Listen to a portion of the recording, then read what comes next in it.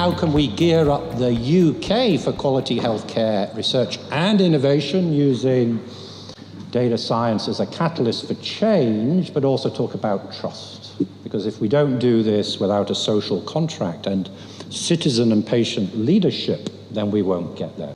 And Claude Lafont said, Framingham has resulted in an average of 4 extra years of life from 5,000 people.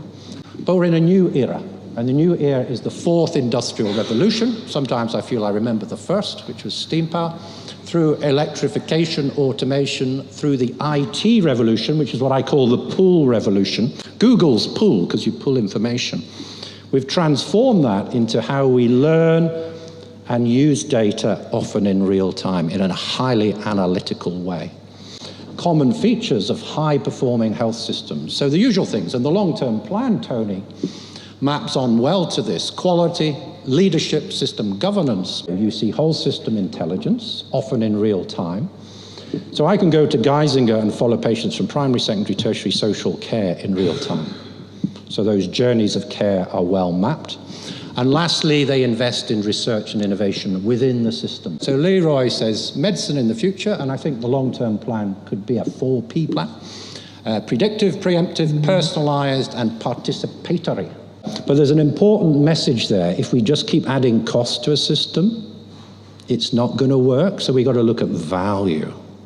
Better care, reduce cost. He looked at 130,000 images, photographs of skin lesions. He said, can I differentiate malignant melanoma versus seborrheic keratosis? He could. He outperformed the doctors, and he now wants to put this on a mobile phone.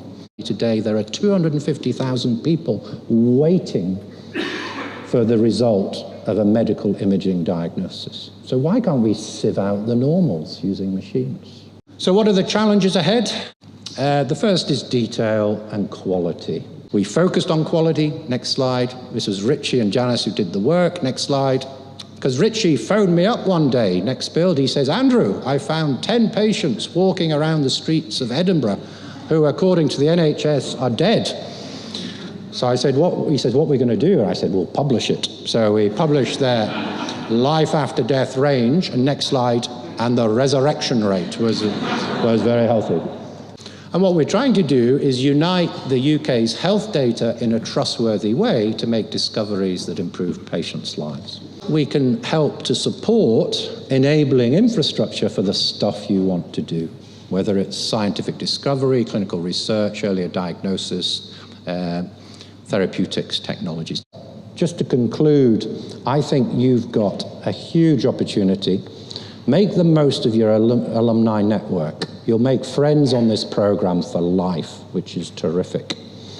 And be bold, be ambitious, be enterprising.